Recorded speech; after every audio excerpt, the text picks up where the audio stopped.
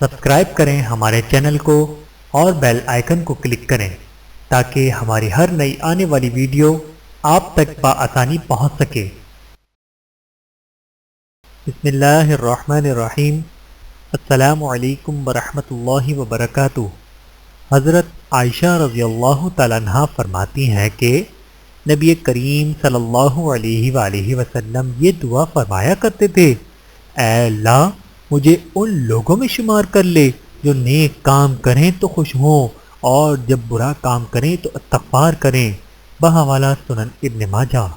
پہلی بات جو حضور اکرم صلی اللہ علیہ وآلہ وسلم سے سنی، حضرت عبداللہ بن سلام رضی اللہ تعالیٰ عنہ فرماتے ہیں کہ پہلی بات جو میں نے رسول اللہ صلی اللہ علیہ وآلہ وسلم سے سنی وہ یہ تھی: اے لوگو، سلام کو عام کرو، ضرورت مندوں کو کھانا کھلاؤ، رشتہ داریاں جوڑ کر رکھو، اور رات میں جب لوگ سو رہے ہوں تو نماز تہجد ادا کرو، تم سلامتی کے ساتھ جنت میں داخل ہو جاؤ گے۔ رزق میں اضافہ۔ نبی کریم صلی اللہ علیہ وآلہ وسلم نے فرمایا: جس شخص کو یہ پسند ہو کہ اس کی عمر دراز ہو اور اس کے رزق میں اضافہ ہو تو اسے چاہیے کہ وہ اپنے والدین کے ساتھ نیک سلوک کرے اور ان پر صلہ رحمی کرے۔ بحوالہ ترغیب و ترہیب۔ رسول اللہ صلی اللہ علیہ وآلہ وسلم نے فرمایا: 3 باتوں پر میں اللہ کی قسم کھاتا ہوں۔ نمبر 1، صدقہ دینے سے آدمی کا مال کبھی کم نہیں ہوتا۔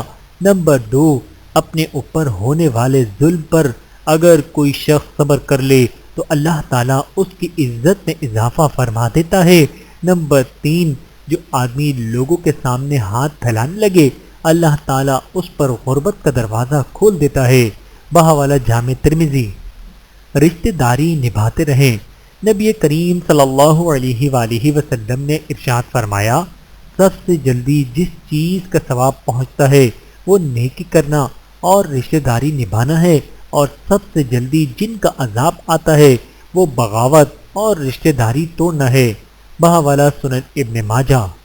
اللہ تعالی ہم سب کو احادیث مبارکہ پر عمل کرنے کی توفیق عطا فرمائے، آمین ثم آمین۔ ویڈیو دیکھنے کا بہت شکریہ۔ مزید ویڈیوز دیکھنے کے لیے ہمارے چینل کو سبسکرائب کریں۔ اگر ویڈیو پسند آئے تو لائک کریں۔ اچھی بات کو دوسروں تک پہنچانا صدقہ جاریہ ہے۔ جزاکم اللہ خیرا کثیرا۔ اپنا اور اپنے پیاروں کا بہت زیادہ خیال رکھیے گا اور مجھے دعاؤں میں یاد رکھیے گا۔ Take care. اللہ حافظ۔